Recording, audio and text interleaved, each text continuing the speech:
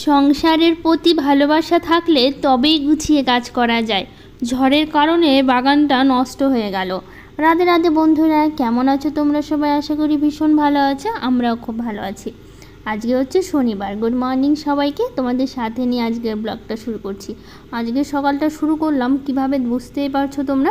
এই যে দেখো, কালকে রাত্রেবেলা, রাত্রে বলতে গেলে সন্ধ্যা থেকে এত পরিমাণ ঝড় বৃষ্টি হয়েছে আমাদের এখানে। দেখো বাগানের কি অবস্থা, গাছগুলো কিভাবে নষ্ট হয়ে গেছে।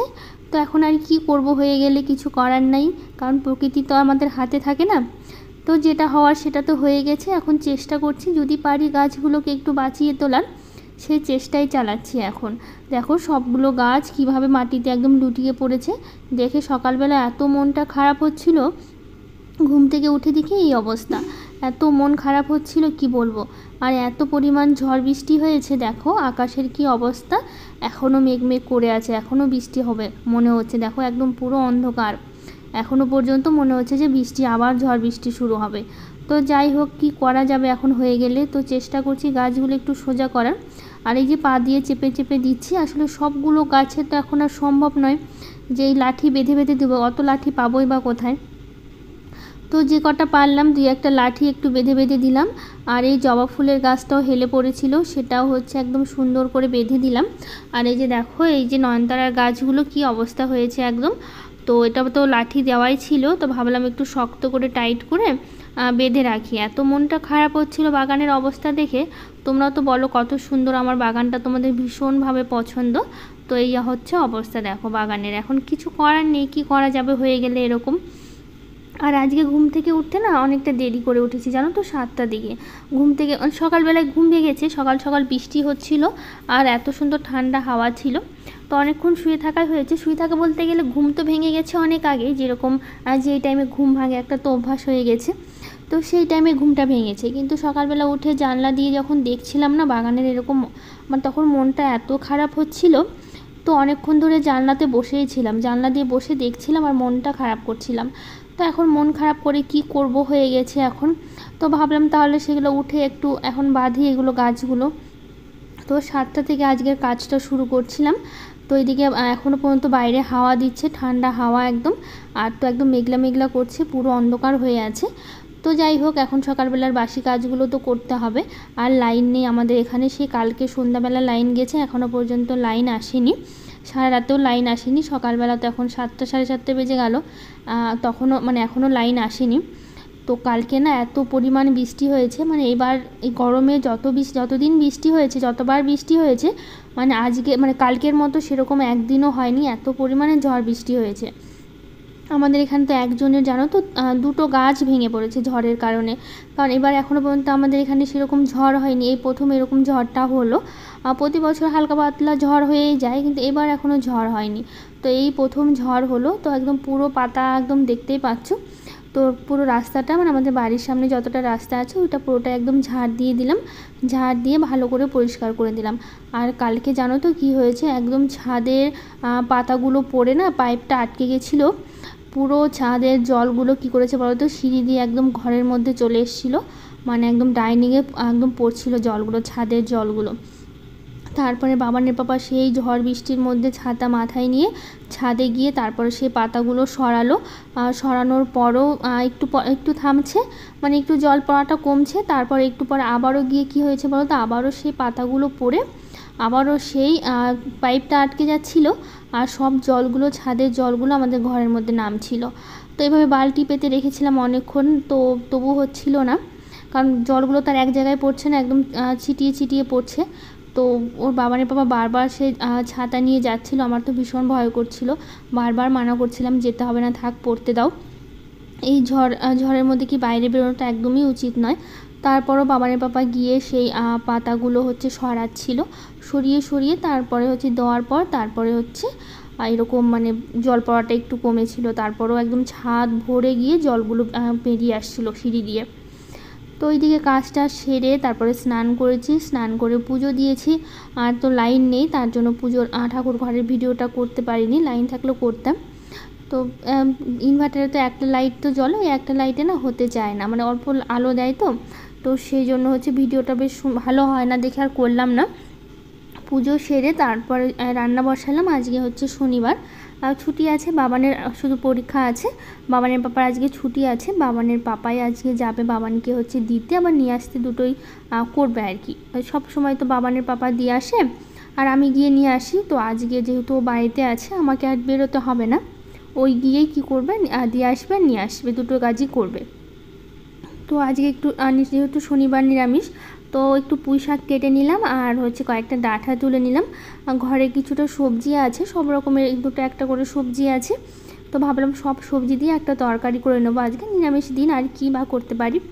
আর এমনিতেই মনটা ভালো নেই, বাগানের এই গাছগুলো, দোপাটি ফুলের গাছগুলো জানি না কী হবে, এই তার জন্য মনটা একটু খারাপই আছে। এত সুন্দর লাগছিল গাছগুলো দেখতে আর ফুল দিচ্ছিল, তখন একটু মনটা খারাপই হচ্ছিল। তো এখন মন খারাপ করে কী বা করতে পারি, হয়ে গেছে এরকম। তো শাকগুলো তুলে এখন সবজিগুলো কেটে নিচ্ছি।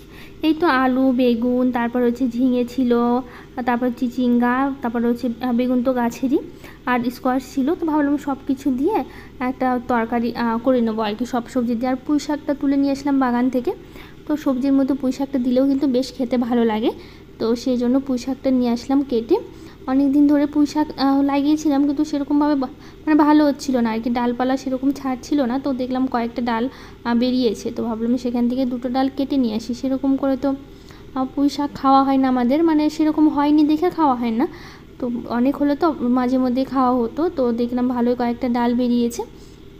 তো ওখান থেকে মাত্র দুটো ডাল কেটে নিয়ে এসেছি, দুটো ডালেই হয়ে যাবে, বেশি দিব না আর কি, যেহেতু সবজির মধ্যে দেব অল্প দিলেই হয়ে যাবে। তো এখন সব রকমের সবজি কেটে নিচ্ছি ভালো করে, কেটে তারপর হচ্ছে রান্না বসাবো। আর আমি এদিকে মুগ ডালটা বসিয়ে দিয়েছিলাম, তো ওটা তো ভেজে বসিয়ে দিয়েছিলাম, দেখতেই পেয়েছো। তো এখন দেখো ডালটা ফোড়ন দিয়ে দিয়েছি, এখন হচ্ছে সবজিটা করে নেবো। সবজি আর করব সাথে একটু আলু ভাজা করব। বাবা আবার হচ্ছে ওই ডালের সাথে আলু ভাজা খেতে না ও ভীষণ পছন্দ করে, সবজি খেতে পছন্দ করে না। তো সেই জন্য সবজি ওকে মানে ভেজে দিলে খাবে আর কি, এরকম রান্না মানে ওর কথাই হচ্ছে ভেজে দিলে ওটা সবজি হলো না, মানে রান্না করলে ওটা সবজি হয়ে গেল, মানে সব কিছু দিয়ে রান্না করলে ওটাই সবজি। আর আলুটা যদি ভেজে দিয়ে, বেগুন ভেজে দিয়ে, পটল ভেজে দিই তখন খাবে, বলে ওটা সবজি হলো না, এরকম করে বলে। তো এখন ওর জন্য তার জন্য একটু আলু ভাজা করব আর কয়েকটা পাঁপড় ভাজা করব। আসলে আমার আবার ডালের সাথে পাঁপড় না হলে না ভালো লাগে না। এই পাঁপড় ভাজা বাবানের পাপাও খেতে চায় না, বাবানও খেতে চায় না, মানে অন্য পাঁপড় খায় আর কি, আলুর পাঁপড় বাবান খায় না, অন্য যেগুলো পাঁপড় কিনে নিয়ে আসি আমরা বাজার থেকে। তো এই আলুর পাঁপড় তো আমি বাড়িতেই দিয়েছিলাম, আর যেগুলো বাড়ি মানে বাজার থেকে কিনে নিয়ে আসে ওগুলো পাঁপড় আবার খায়, কিন্তু এই আলুর পাঁপড় খেতে চায় না। তো যাই হোক, রান্না করতে করতে কিছু দিদিভাইয়ের কমেন্টগুলো মানে কমেন্টের করেছে, তাদের নামগুলো নিচ্ছি। প্রিয়াঙ্কা দেব, Madhumita Gayen, Sanchita Sanchay, Susmita Shankar lifestyle, Payel Ghosh, Ranjita Sahu, Saiful Sheikh, Rachana Pramanik, Manjula Mahanta, Ripa Pal, dream with Priyanka, Sara family blog, Amrita N, Mampi Jana, Sayan mom, sweet home blog, Tumpa Gorai, village life style, Dona. তো সবাইকে অনেক অনেক ভালোবাসা, অনেক অনেক থ্যাংক ইউ, এত সুন্দর সুন্দর কমেন্টগুলো করেছো, ভীষণ ভালো লাগে তোমরা যখন কমেন্টগুলো করো, আর আমি যখন কমেন্টগুলো পড়ি ভীষণভাবে ভালো লাগে। তো এইদিকে রান্না সেরে নিয়েছি, নিয়ে এখন বাসনগুলো মেজে নিচ্ছি, আর রান্নাঘরটা ভালো করে পরিষ্কার করে নিলাম, মানে ওভেনটা ভালো করে পরিষ্কার করে নিলাম। আর আজকে তো দেখলে ডাল করেছি, সবজি, পাঁপড় ভাজা, আলু ভাজা। নিরামিষ দিনে একটু আলু মানে পাঁপড় আলু ভাজা টাজা হলে কিন্তু বেশ ভালো লাগে খেতে। তো বললাম না বাবানকে হচ্ছে, বাবানের পাপা হচ্ছে পরীক্ষা দিতে নিয়ে গেছিলো, তো নিয়েও এসছে আর কি। তো নিয়ে আসার পরে হচ্ছে মানে খাওয়া দাওয়া করেছি, মানে রান্না হওয়ার পর মানে খাওয়া দাওয়া করে ওরা তো বেরিয়ে গেছিলো। তারপর আসার পথে তখন একটা মানে ওই গিয়েছিলো আর কি গাজলে, 11টা থেকে পরীক্ষা, 1টার সময় শেষ হবে। তো বলছিল যে আমি আর এইটুকু টাইমের জন্য বাড়িতে এসে কি করব, আবার তো আস্তে আস্তে আবার বেরোতে হবে, তাহলে আমি ও গাজলেই থেকে যাচ্ছি, যেহেতু গাজলে স্কুল বাবানের, তো গাজলেই থেকে যাচ্ছি, মানে গাজলে এক দাদার বাড়িতে আছে, বললাম ওখানে যাচ্ছি, ওখানেই থাকবো, যখন ছুটি হবে তখন নিয়ে চলে আসবো, মানে 1টার সময় ছুটি হবে, নিয়ে চলে আসবে। তো সেই জন্য ওই দাদার বাড়িতে এই বাতাবি লেবুর গাছ ছিল, ওই দাদাই হচ্ছে বাতাবি লেবুটা দিল, আর তা ও ছুটির সময় নিয়ে এসেছিলো। তো এসে বাড়িতে এসে বললো কি বাতাবি লেবুটা মাখাও, খাবো। তো সেই জন্য বাতাবি লেবুটা মাখিয়ে নিচ্ছে, খেতে কিন্তু দারুণ লাগে আমার বাতাবি লেবু, একটু লবণ লঙ্কা দিয়ে মাখালে না বেশ ভালো লাগে। তারপরে খাওয়া দাওয়া শেষ করে দুপুরবেলা একটু শুয়েছিলাম, তারপরে বিকেলে লাইন এসছে আমাদের। তো বিকেলবেলা এই যে যেহেতু দুপুরে একটু শুয়েছিলাম না, বিছানাটা একটু অগোছালো হয়, তো ভাবলাম বিছানাটা একটু গুছিয়ে নিই। আর সকালবেলা তো বিছানাটা সব গোছানো, ঘর বাড়ি ঝাড়টার পরিষ্কার করেছিলাম, বাসি কাজ সব সেরেছিলাম, কিন্তু তখন লাইন ছিল না, তাই তোমাদের সাথে আর শেয়ার করতে পারিনি। তো ছুটি ছিল, আর বাবান তো পরীক্ষা দিয়ে চলে এসেছিলো তাড়াতাড়ি। তো দুপুরবেলা একটু শুয়েছিলাম, তারপরে উঠে বিকেলবেলা উঠে আর কি, উঠে তারপর একটু কাজগুলো সারছি। আর বিকেলবেলা করতে রোজ দিন ঘর বাড়িগুলো একটু ঝাড় দিই, তো আজকেও সেরকমভাবে ঝাড় দিচ্ছি। আর বিকেলবেলা তো তোমাদের সাথে শেয়ার করা হয় না, আসলে সকালবেলার কাজ করতে করতে ব্লগটা এত বড় হয়ে যায়, বিকেলে কাজ করলেও সেটা তোমাদের সাথে আর শেয়ার করা হয় না। তো ভাবলাম আজকে একটু শেয়ার করি, বিকেলবেলা ঘরটারগুলো ঝাড় দিই। তো ওই সেম সকালবেলা যেরকম ঝাড় দিই, বিকেলে তো সেই একইভাবে ঝাড় দিতে হয়, ঝাড় দেওয়া তো আলাদা কিছু না, একই রকমভাবেই ঝাড় দিই। তো সেভাবেই ঝাড়টা দিচ্ছি। আর জানি না কেন এত ঝাড় দিই, এত পরিষ্কার করি, তারপরেও এত ধুলো নোংরা আসে কোত্থেকে ঘরে।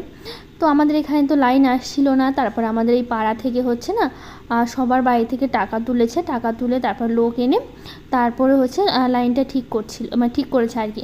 তবু অনেকের বাড়ি ভোল্টেজ আসেনি, আবার কারো বাড়িতে এসছে। তো আমাদের বাড়িতে মোটামুটি ঠিক আছে, কিন্তু একটু আপ ডাউন করছে, মাঝে মধ্যে যাচ্ছে, মাঝে মধ্যে আসছে, এরকম করছে। তো সারাটা দিন আজকে না ভালোই ছিল, জানো তো।